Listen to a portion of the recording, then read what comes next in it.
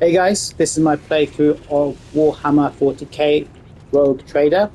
So first of all, just a few points about the game. Um, it did take me some time to get into the game just because of some of the game mechanics and some of the lore that I wasn't too familiar with at the beginning. But as I got into the game, I've started to enjoy it more, understanding some of the game mechanics and getting a deeper understanding of the lore. I really like the companions that you have to share this experience with. They are very deep and interesting and varied. And today's video is essentially about party setup, party composition, and which of the companions that you should take with you, or choice of companions. In the main game, you will have access to 10 different companions, and you have a party. You can have a party of up to 6 characters. So that is one thing I particularly like about the Owlcat games, that you can have up to 6 characters. So that does give you quite a lot of scope. Prefer it to the games where you are limited to something like 3 or 4.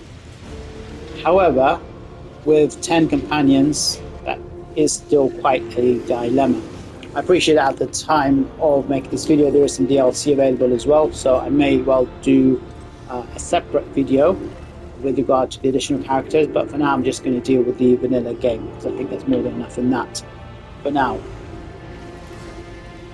So for each of the companions, what I'm going to look at is brief breakdown of their gender, race, class and subclass, their alignment, also in terms of their personality as well, where you meet them, briefly their combat style and the sort of equipment I use with them, and then finally their place in the party. Starting here on the bridge of the ship, which is where essentially the base of your operations, and you have access to all of your companions here, as you can see on the map. You can go and talk to various different members of your party, have conversations with them. This is my main character. His name is Bahadur. I quite like the name actually, because in my language, Bahadur essentially means brave, so I think it's a good name for him. In terms of his setup, so he is an officer, and the second class I give to him is Vanguard. So key traits of the officer are essentially leadership skills. He's got a high fellowship. I focused most of the efforts points in fellowship, and he's there to really primarily support the rest of the team. One of the key traits of the officer is the ability to give free turns, which is a huge benefit in this game, and he can also buff them as appropriate.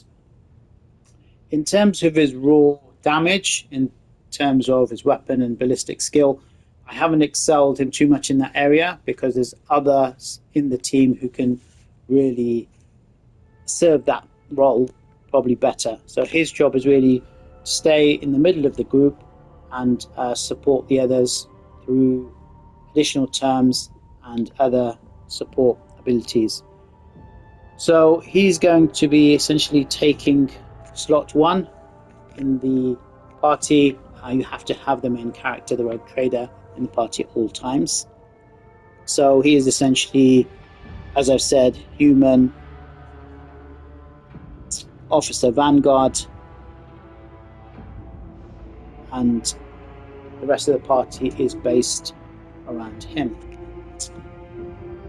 So next, I'm going to go in order of their place in the party.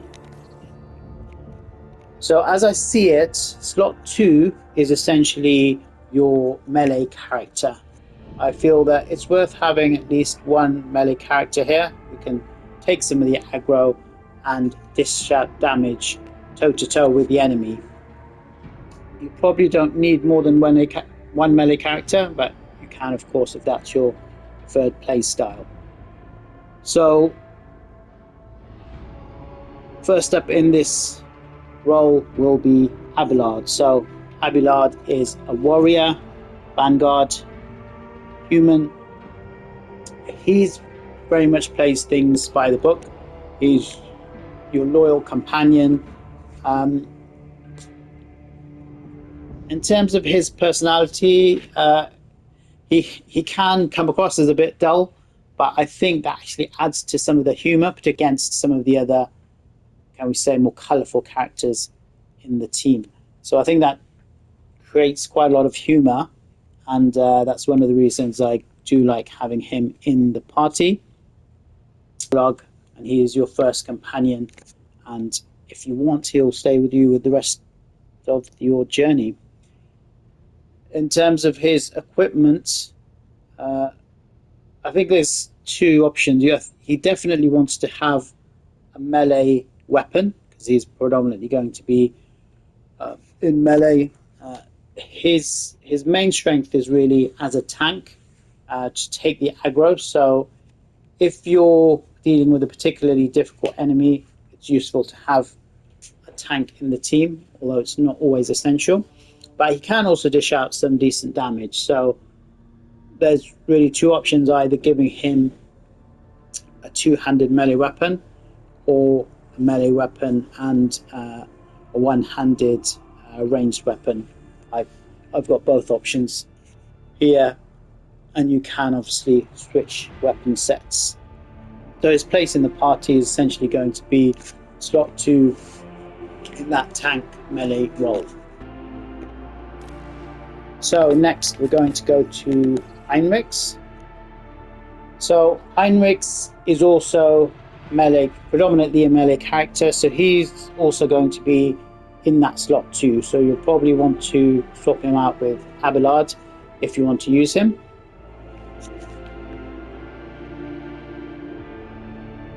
Heinrichs is a warrior.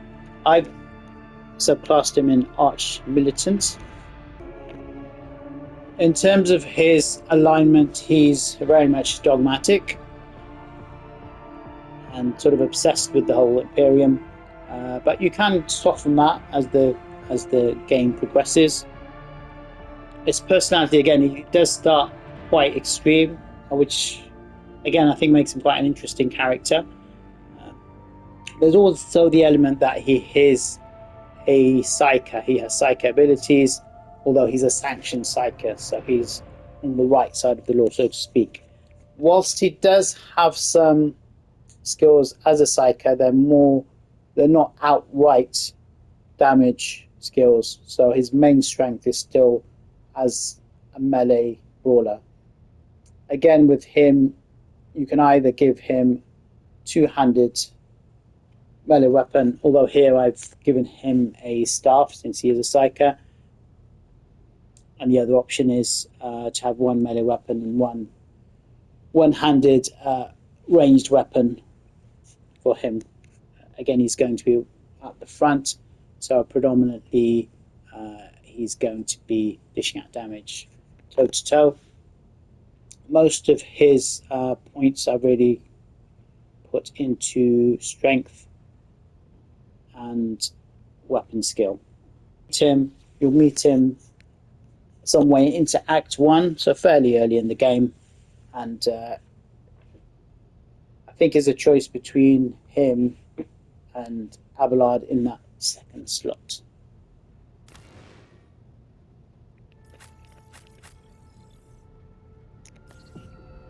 So next we are going to go to Marazai. So Marazai, very interesting character.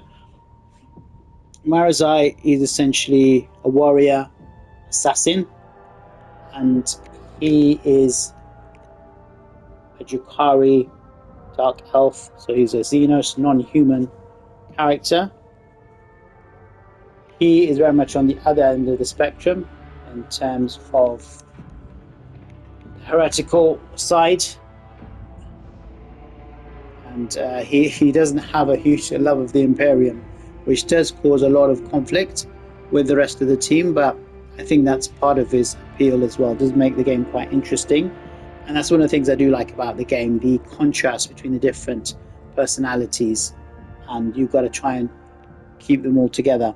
I'm not going to get him until Act 3 of the game, so some way into the game. His personality is a very interesting character. He has a very dark, evil side to him. He is very much into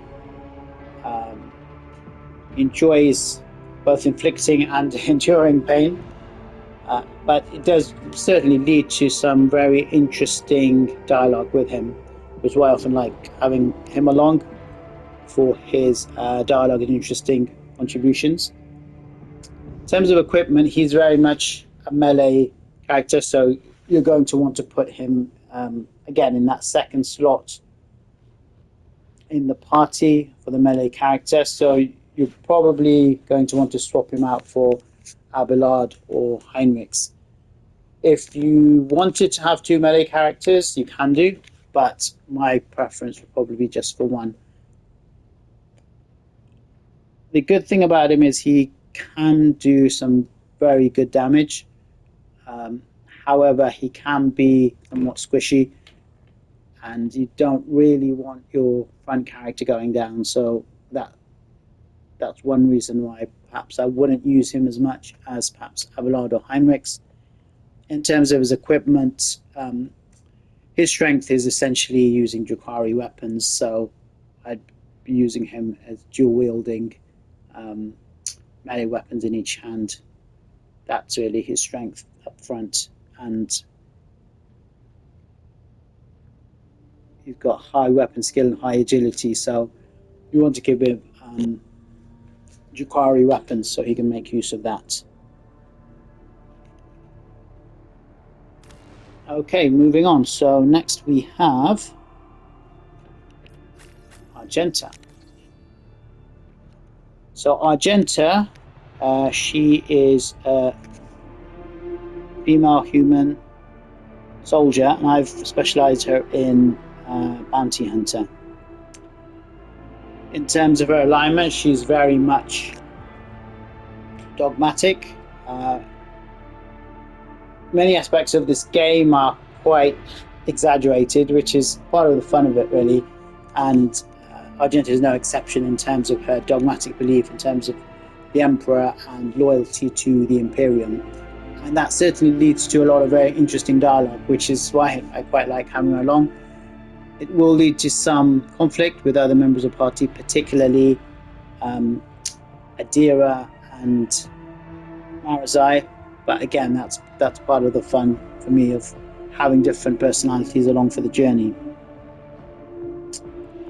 Very early in the game, in the prologues, and you can keep it with you for the rest of the game if that's what you want.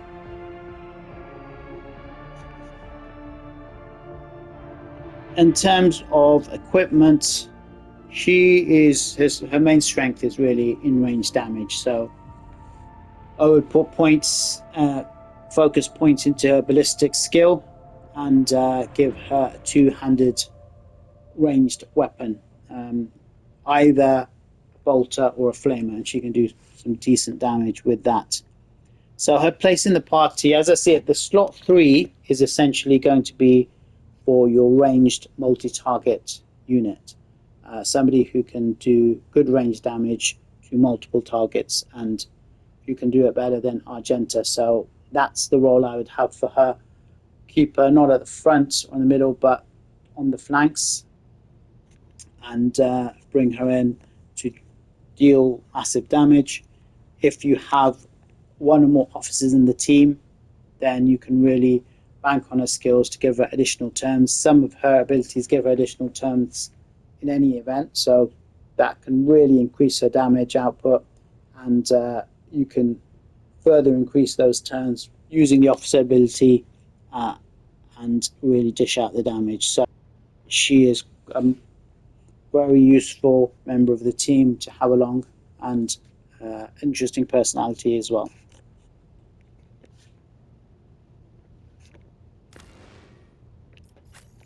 Okay, so next we have Ulfa. So Ulfa is a soldier, arch militant, human, and again, as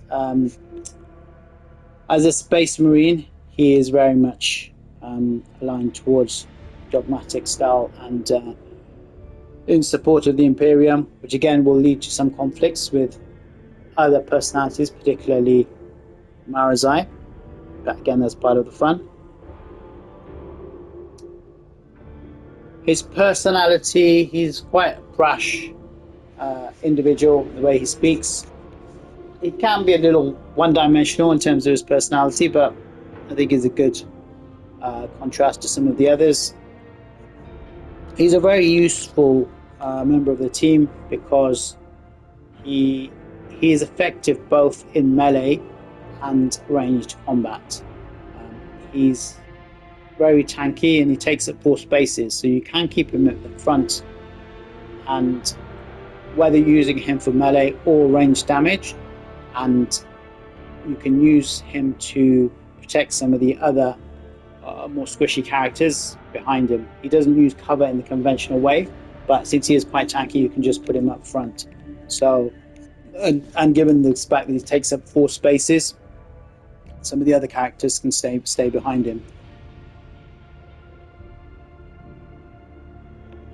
In terms of where you meet him, so you're not going to get him until somewhere into the game, in Act 3, about the time that you get Marazai, so you may have to wait some time, but you still get fair amount of playability with him, Act 3 onwards.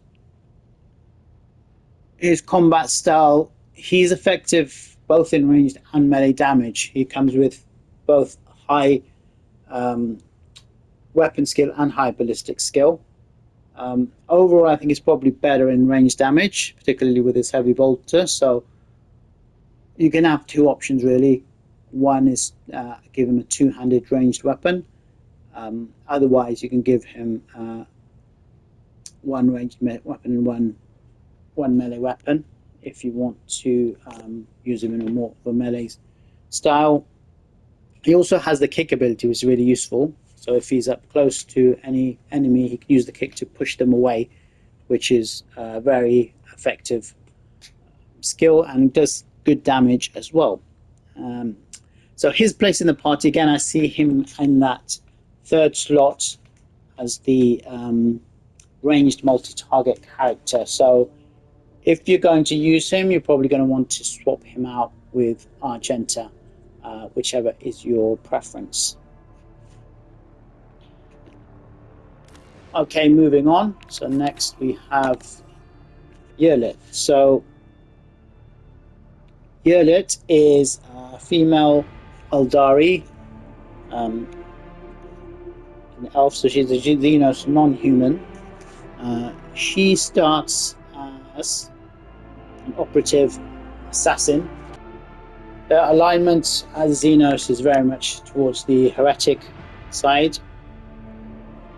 Her personality, when you first obtain her, she does start off very cold and anti all humans, given the experiences that she's been through. But as you do progress in the game, she does warm to you quite substantially. As an Eldari, although she is somewhat suspicious of the human race, she's not as extreme as somebody like Marazai, the Drukari, who are very much into their inflicting their pain and reveling in it. And so it's nice to have as a contrast to Marazai, sort of a softer option of the Xenos, which is considered as the ultimate enemy of mankind. Again, she does get some prejudice from other members of the party, being a Xenos character, and that does also affect some of the equipment she can use as well, but still a useful character. In terms of her equipment, her specialism is essentially doing ranged single target damage. So you want to arm her with a sniper rifle. She's quite limited in the weapons she can use anyway, so you're not going to get a lot of alternatives. So her place in the team, I see her in slot 4 as a ranged single target damage dealer. you can use her quite effectively against bosses to do single target damage, and also against, even if you have a number of smaller enemies, you can use, particularly if she has extra turns, which she obtains naturally, and also can be augmented with the use of one or more officers. You can use it quite effectively just to thin out some of the enemy, particularly when some damage has already been done, but they're still milling around. She can be really effective as just finishing them off and thinning down the numbers. So I feel that there's not really anybody else who can fulfill that particular role as well as her.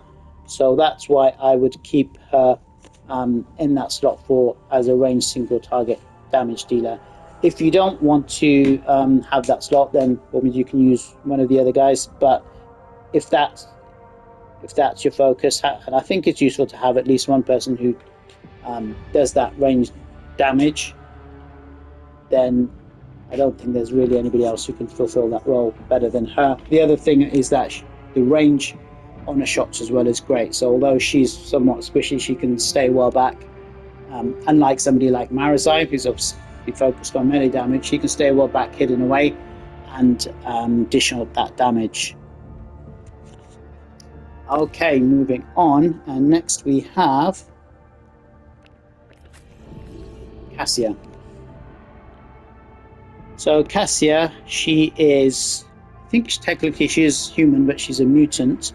So she's a female human. So she's essentially an officer, and I specialized it as a band strategist. So as an officer, she's very helpful because she can grant extra turns and also support the rest of the team members. So she's essentially a navigator and part of the navigator clan, which comes with a lot of its own history. But she is a crucial member of your team, both in terms of navigating the cosmos and also supporting the rest of your team. Many people feel that she's overall the strongest character and essential in the team, and I wouldn't necessarily argue with that. Her personality, she's quite interesting. She comes across as very naive, having been sort of raised in a noble family. She's probably somewhat spoilt, so she's probably somewhat naive about life outside of that environment, but the journey with you and the rest of the team certainly helps to broaden her experience. But at the same time, she does have a great deal of natural power, and that's something that's kind of stayed with her whole life, and she's been conscious of, and to a certain extent has kind of distanced her from the people around her. So interesting background and personality. She's also an interesting romance option as well, so that can be quite amusing as well if you want to pursue that. You're going to meet her somewhere into Act 1, so fairly early in the game. Her combat style, so again, she's quite varied in what she can offer. She has obviously the officer abilities in terms of support and extra turns. She's very effective at crowd control, using some of her navigator abilities. The thing about navigator abilities is that nobody else in the team really has access to them, even the main character. So they are rather unique, and they can do multiple target damage and really makes her very effective in that crowd control role. I personally would keep her towards the middle or the back, where she can support using her extra turns and also use those navigator abilities to basically thin out the enemy.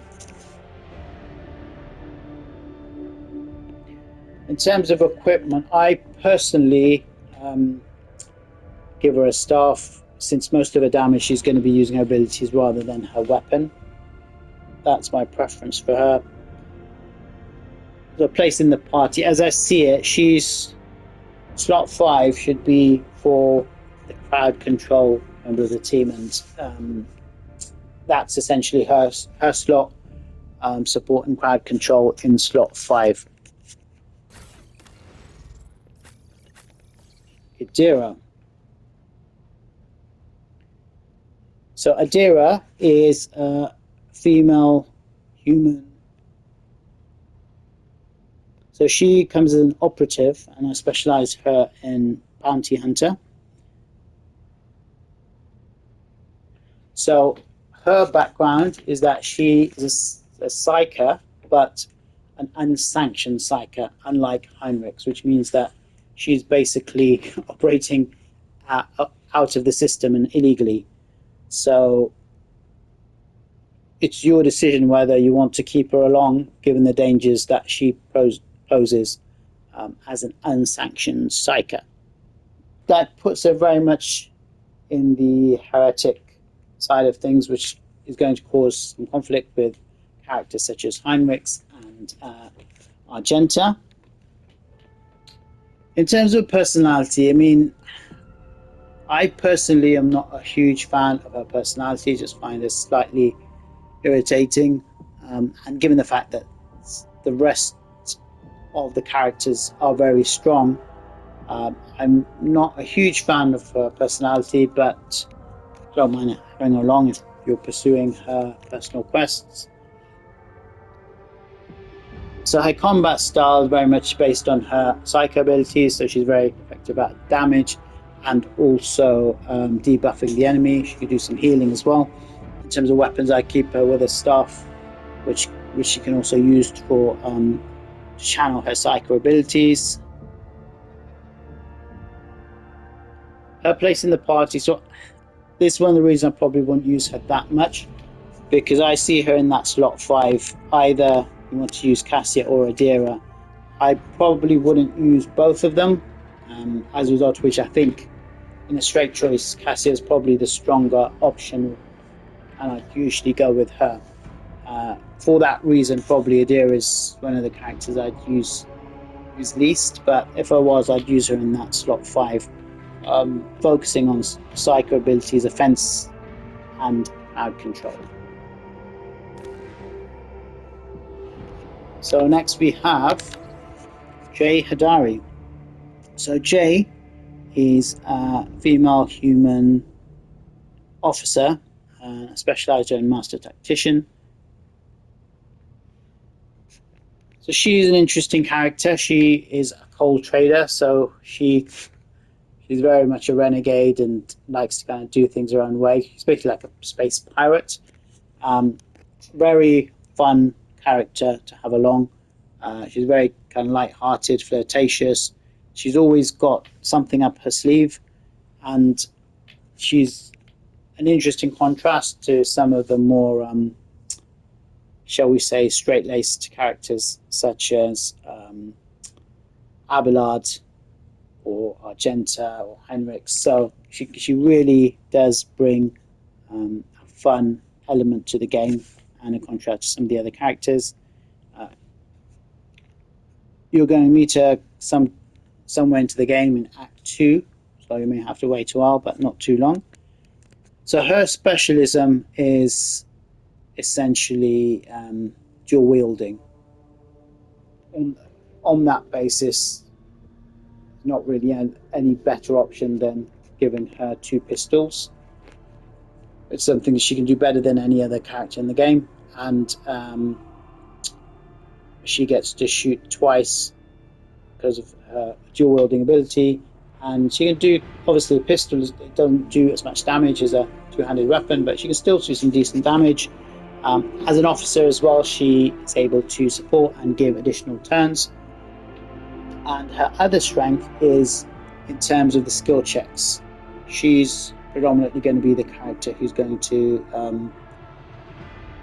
do all the skill checks as you move along and come up with hazards and traps and things like that in the game, unless they're particularly specialized. For example, if you're in the alien areas, Xenos areas, then somebody, one of the 2 Xenos characters is more likely to be able to help out. But otherwise, she's going to be one of the two best options in that role. So as I see her, see her as a skill specialist in slot 6. Overall, a good rounded character, and specialization in the skill checks I see as want to have her in the 6th slot. And last but not least, we have Pascal. So Pascal, another very interesting character. So he is, I'm not sure class as human, but he's basically part of the Adeptus Mechanica. So he's essentially mostly a machine. He's very much aligned to towards the dogmatic end of things. Very much in line with the Imperium, supporting the Imperium. So he starts off as an operative. I specialized him in a strategist. His personality, he's essentially like a cyborg, which necessarily leads to some very interesting dialogue, which makes him a lot of fun to have along in the party. His background is obviously from the Adeptus Mechanicus, who brings a lot of that interesting lore along with him as well. He's a very versatile character, particularly since he has an extra hand. So there's a lot of options in terms of how you want to play him. You can either use him as a frontline melee damage dealer, or further back doing range damage. The fact that he has this extra hand means that he doesn't need a second slot. He can actually use a two-handed melee weapon, and he can use a two-handed ranged weapon as well. So he specializes well in plasma weapons. You meet him fairly early in the game, somewhere into Act 1, so you can keep him with you for the rest of the game. And he is probably the best in terms of the overall skill checks, in terms of his specialisms. He has a high intelligence, so he's going to be the one doing most of the skill checks, and it's probably the best character on those skill checks. So as you're going around the game, you want to have at least one character who can do all that for you. So as I see him, he's also a contender for that slot 6. So you'll probably want to swap him out with Jay according to your playstyle and which of them you want to take along with you. So that's essentially my breakdown of the 10 main characters. Just a summary. So I have slot 1, my rogue trader. Slot 2, we have Abelard, Heinrichs, or Marizai. Slot 3, we have Magenta or Ulfa. Slot 4, we have Yerlit. Slot 5, we have Cassia or Dira. And then slot 6, we have Pascal or Jay. That's obviously my personal opinion. It's not outright right or wrong. There's a lot of it's down to your own personal play style. One of the benefits of the game is obviously the wide range of different ways you can put your party together, and also the different personalities. So let me know what you think, what your own party composition is, and how you prefer to go, and what your strategies are. If you enjoyed this video, please do like, share, and comment, and I will see you on the next one.